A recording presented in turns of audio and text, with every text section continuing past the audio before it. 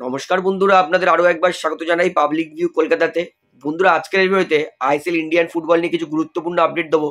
যেমন গোয়া ম্যাচের আগে মোহনবাগান কোচ প্রেস কনফারেন্সে কি বলল, তার পাশাপাশি গোয়া কোচও কি বলল, ইস্ট বেঙ্গলের নতুন বিদেশি কে হতে পারে, বাদবাকি তার পাশাপাশি হায়দ্রাবাদ দল নিয়ে, পাঞ্জাব দল নিয়ে। তো ওভারঅল বলতে পারি ভিডিওটা গুরুত্বপূর্ণ, শেষ পর্যন্ত দেখবেন।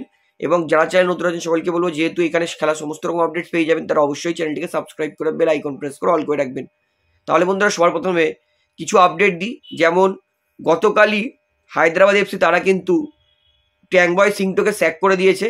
অর্থাৎ হায়দ্রাবাদ তাদের কিন্তু এই মুহূর্তে ট্যাংবয় সিংটো আর তাদের সঙ্গে যুক্ত নেই। অর্থাৎ হায়দ্রাবাদ এবার কিন্তু নতুন হেড কোচ নিয়ে আসবে। এবং শুধু তাই নয়, পাঞ্জাব তারাও কিন্তু তাদের বিদেশি স্ট্রাইকার বাকেঙ্গা তাকে কিন্তু রিলিজ করে দিয়েছে। বাকেঙ্গা থাকুক না থাকুক কিন্তু একই ব্যাপার ছিল, কারণ বাকেঙ্গা একদমই অফ ফর্মে ছিল। তাই জন্যই বাকেঙ্গাকে কিন্তু রিলিজ করে দিয়েছে পাঞ্জাব এফসি, এবং তার পরিবর্তে পাঞ্জাব আরও এক নতুন বিদেশিকে নেবে। তো বন্ধুরা, এইবারে আপনাকে তার পরের আপডেট দিয়ে এটা হচ্ছে, মোহনবাগানের কোচ সত্যি তার মেন্টালিটি দারুণ। সাংবাদিক বৈঠকে যখন মোহনবাগানের কোচকে জিজ্ঞেস করা হয় যে এফসি গোয়া এই মুহূর্তে দুর্দান্ত ফুটবল খেলছে, তো এইখান থেকে আপনার লক্ষ্য কি, আপনি কি 1 পয়েন্ট পেলে খুশি হবেন? মূলিটা তিনি বলছেন যে না, আমরা এখানে জিততে এসেছি, 1 পয়েন্ট নিতে নয়। চ্যাম্পিয়ন হতে গেলে অ্যাওয়ে ম্যাচে জিততেই হবে। সামনে তোমার যেই প্রতিপক্ষ হোক, সামনে আমার টেবিলে 1 নম্বরে থাকা প্রতিপক্ষ হোক আর টেবিলে লাস্ট থাকা প্রতিপক্ষ হোক, সবাইকে আমি সমানভাবেই নিই। আমাদের জন্য ম্যাচটা খুবই গুরুত্বপূর্ণ, কারণ যদি আমাদের চ্যাম্পিয়ন হতে হয় তাহলে এই ক্রুশিয়াল ম্যাচগুলো জিততেই হবে, এবং আমরা জিততেই এসেছি। এটাই মোহনবাগান দলের মেন্টালিটি। এবং মোহনবাগান দলে সাব বেঞ্চ থেকে, মোহনবাগান দলে যে সাবস্টিটিউট বেঞ্চে এত ভালো ভালো প্লেয়ার খেলছে, তো তাদের মধ্যে কি রাগ বিদ্বেষ কিছু হয় না? মূলটা তিনি বলেন যে দেখুন, আমাদের মধ্যে সবারই খুব ভালো, সবাই সবাইকে রেসপেক্ট করে। যারা বেঞ্চে বসে থাকে তারা জানে তারা বেঞ্চে বসে আছে কেন।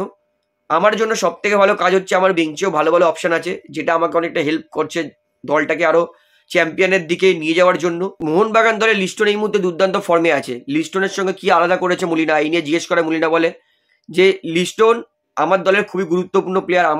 আমার পরিকল্পনায় উইঙ্গার্সদের ভূমিকা প্রচুর। এই বছর লিস্টন কি করে এত ভালো খেলছে সেটা লিস্টন বলতে পারবে আমার থেকে বেশি। তবে আমি ওকে নিজের মতো খেলার জন্য ছেড়ে দিয়েছি। ও 1v1-এ খুব ভালো ড্রিবেল করতে পারে। ওভারঅল আমি খুবই খুশি যে লিস্টনের মতো এত ভালো প্লেয়ারকে পাশে পেয়ে। এবং এই গুরুত্বপূর্ণ ম্যাচে কি গ্রেগ স্টুয়ার্ট খেলবে, এই প্রশ্ন করায় মুলিনা তিনি বলেন যে গ্রেগের খেলার সম্ভাবনা খুবই কম, তবে আশা করব যে সে দ্রুত সুস্থ হয়ে যাবে। তাহলে বন্ধুরা, এইবারে আমাকে তার পরের আপডেট দিই। এটা হচ্ছে মনোলো মার্কোয়েস তিনি কি বলছেন মোহনবাগান দলের ম্যাচের আগে। মনোলো তাকে যখন জিজ্ঞেস করা হয় মোহনবাগান এই মুহূর্তে টেবিলে 1 নম্বরে আছে, সব থেকে শক্তিশালী প্রতিপক্ষ, মোহনবাগানকে হারানোর আপনার পরিকল্পনা কি হবে? মনোলো তিনি বলছেন যে লিগে এরকম একটা পরিস্থিতি আছে যেখানে কিন্তু আপনাকে স্ট্রংগেস্ট দলটাকে হারাতে হয়। তবে আমি খুশি যে আমার দল এই মুহূর্তে ভালো ছন্দে আছে, এবং যদি আমাদেরকে এই সিজনটা বদল করতে হয় তাহলে কিন্তু আমাদেরকে মোহনবাগানের মতো গুরুত্বপূর্ণ প্রতিপক্ষকে কিন্তু হারাতে হবে, যারা যথেষ্ট কঠিন। এবং এই ম্যাচটা যদি আমরা জিততে পারি তাহলে আমরা কিন্তু মোরালি অনেক বুস্ট আপ পাবো, যে আমরা লিগের সমস্ত দলকেই হারাতে পারি, সেটা টেবিলের 1 নম্বরে থাকুক। মোহনবাগানের বিরুদ্ধে যদি আমরা জিততে পারি তাহলে কিন্তু আমাদের একটা হেল্প হবে, আমরা তাহলে কিন্তু চ্যাম্পিয়নের দৌড়ে অনেকটাই এগিয়ে যেতে পারবো। তার পাশাপাশি মোহনবাগানের বিরুদ্ধে মোলানোর পরিকল্পনা জিজ্ঞেস করে তিনি বলেন যে অবশ্যই মোহনবাগানের শক্তি দুর্বলতা কি সেটা আমি যথেষ্ট ভালো জানতে পেরেছি, তো সেই বুঝেই আমি কাজ করব। তবে মোহনবাগানের শক্তি দুর্বলতা থেকেও আমি আমার নিজের দলের শক্তির ওপরই বেশি ভরসা করি, তাই আমার দলের অবশ্যই পরিকল্পনা কিন্তু অন্য ম্যাচের থেকে আলাদা হবে। তো বন্ধুরা, এইবারে ইস্টবেঙ্গল দল কিন্তু মাদি তালালের রিপ্লেসমেন্টে নতুন বিদেশি খুঁজছে। তবে এই মুহূর্তে বলবো ইস্টবেঙ্গল তারা কিন্তু এমন বিদেশি চাইছে যে এশিয়ান সার্কিটে খেলেছে, মূলত যার ইন্ডিয়ান সুপার লিগে খেলার অন্তত এক্সপিরিয়েন্স আছে, বা ইন্ডিয়ার আশেপাশে কোনো ভালো টুর্নামেন্টে লিগে বা খেলেছেন, সেরকমই কোনো বিদেশি চাইছে ইস্টবেঙ্গল কোচ অস্কার ব্রুজন। অর্থাৎ এমন প্লেয়ার চাইছে যে এর আগে এশিয়ান কন্ডিশনে খেলেছে, যার ভারতের আবহাওয়া অ্যাডপ্ট করতে বেশি টাইম লাগবে না। অর্থাৎ এই মুহূর্তে কিন্তু ইস্টবেঙ্গল অনেক কটা প্লেয়ারকে শর্টলিস্ট করেছে, তবে কিন্তু অফিসিয়ালি কোনো প্লেয়ারের নাম জানা যায়নি। তো সেটা জানলে কিন্তু আমি আপনাদেরকে অবশ্যই জানিয়ে দেবো।